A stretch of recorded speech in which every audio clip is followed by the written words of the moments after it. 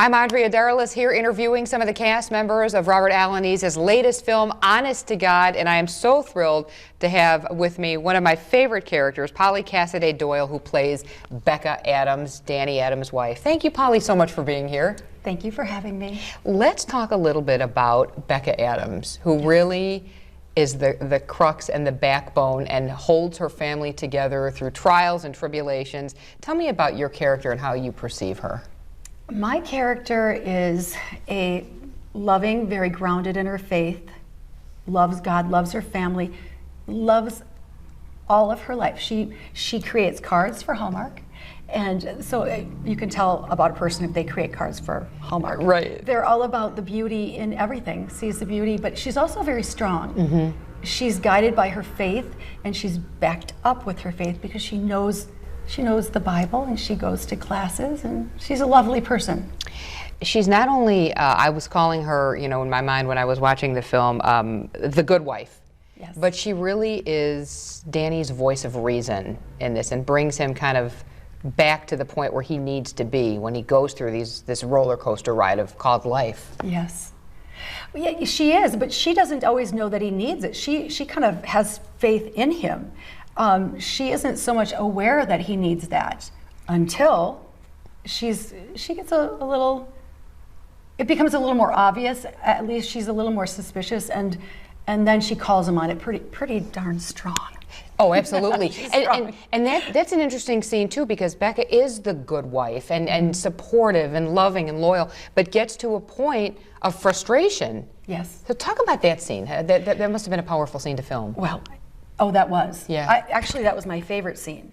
Robert, and first of all, thank you to Robert for even having me, the joy of my life was this movie. But Robert told me, Polly, this is a very important scene, and believe me, I took him serious, and as I kept doing it, it became more natural, and I felt it very deeply. I had to call him on his lack of, I wouldn't call it faith, but lack of following what God has laid out, maybe? Yeah. And you were pivotal too, and Robert has told me this, and I'd like you to talk a little bit about this too, in keeping this film going, because we went through a global pandemic. I mean, the world shut down for 18 months, and there was some fear that this movie might not get made were it not for your persistence. Well, first of all, Robert's persistence. Never seen anybody like it.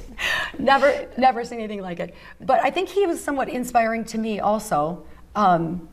I just loved it so much. I couldn't ever imagine that it wouldn't happen.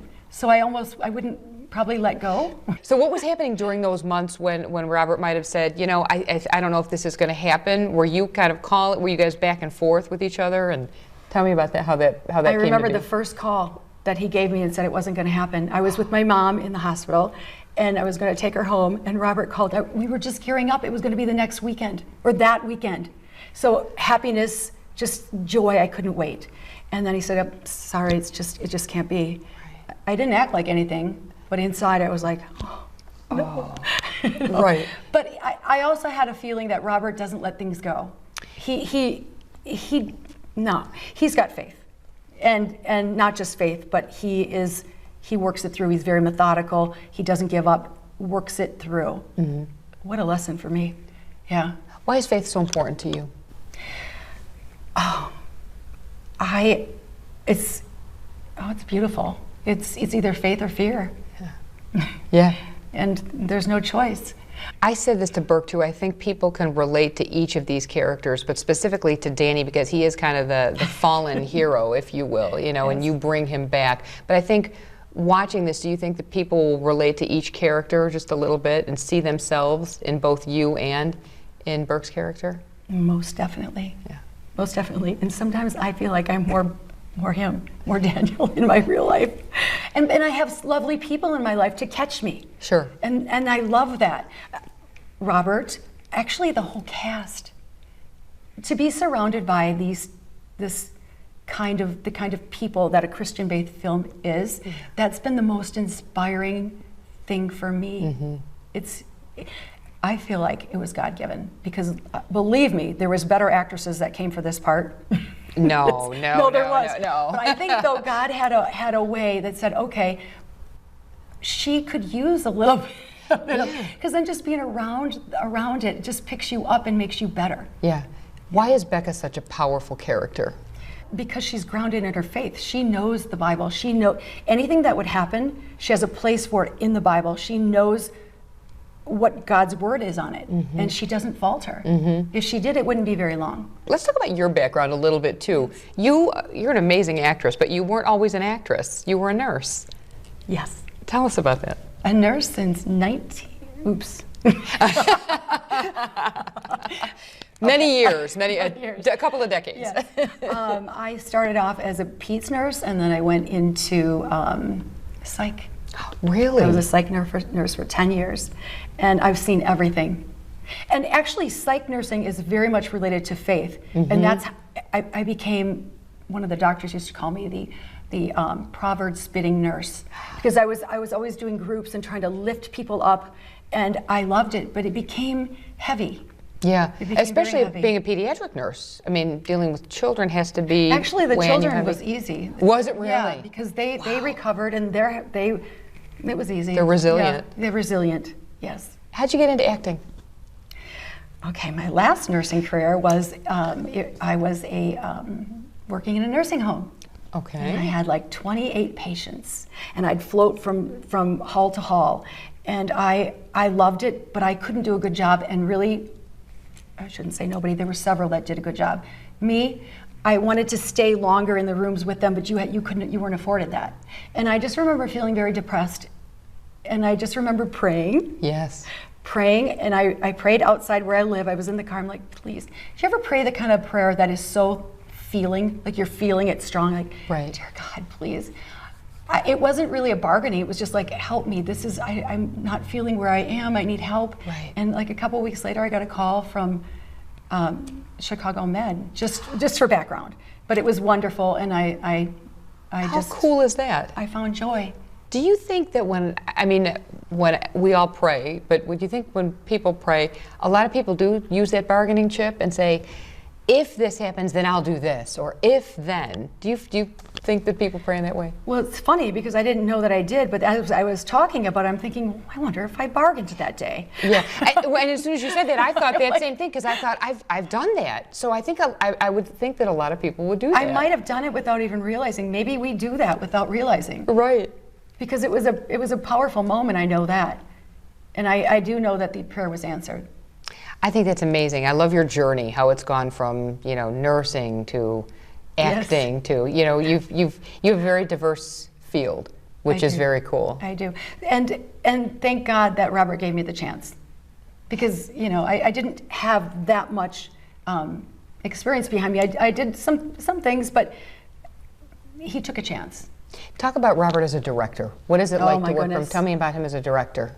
Well, it's great for many reasons. He wrote it, so he knows what he wants. He knows what he wants to bring out in the characters. He was very helpful.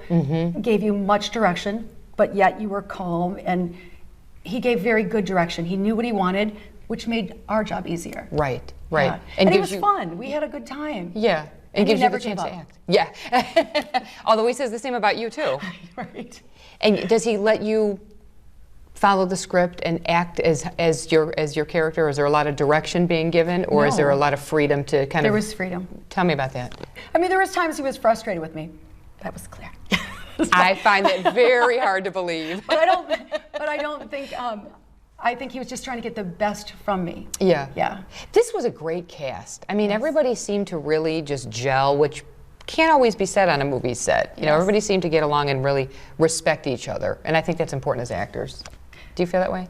It was a wonderful group. I think too because of the commonality with the faith and the Christian-based film. I think it was a lot to do with that. Really good people. How is it different working on a film like this with the Christian-based faith, with the faith-based, as opposed to say, any other show like a Chicago Med, or with your previous acting? Not to diss on any other previous acting. I think there's a big difference, actually. There seems to be like a commonality with this type of. production. It's when you have something that binds everybody. We all think kind of alike in that manner. Yeah. So it's kind of fun. When things go wrong, you all think alike. Oh no, it'll come back. You have the faith. I don't think anybody was ever too low. They couldn't come back. It was beautiful. Well, and it shows too. I mean, it shows. The characters are wonderful. I want to talk about your relationship with Benji, the character of Benji, and why that, there's just some very moving scenes with you, and it really resonated. You know, it came through, you know, the empathy that you have for a character like Benji. Benji was, he was youthful and innocent, and he was my husband's best friend, and I respected that and I loved that. I mean, a friendship that lasts a lifetime. Benji was a loving character, and all he wanted was more time with my husband. Right. And I advocated for that. Right. I keep going back to that. We can relate to this, but there is someone in our life perhaps who, you know, maybe calls a little too often, or you know, or maybe texts too many times, or, you know, kind of stays on you, but they have good intentions. Yes. Oh, he did. His only intention was to be with his friend. Right. Really. But his friend was busy with family and work and business and making a living. And life. And life. Yeah. Holly, tell me what you want audiences to take away from this film. When they're seeing this movie, what do you want them to take away from the film and from Becca, your character? I think from Becca, to take away that you don't give up. You fight for the person that you love. Fight for in a beautiful way. Keep them. Sometimes self-reflection is a little hard. You give them a little kick to look at what they're doing. Yeah. And it'd be nice if they did it for me, but in the film I seem to play that role.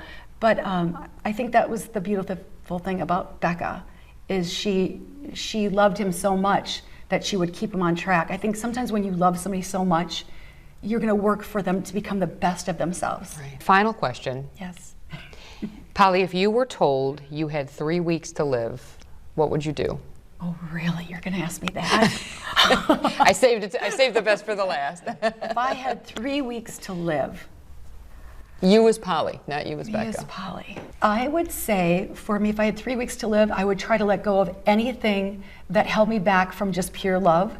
I would reconcile with people that the bitterness is, maybe just put it all aside.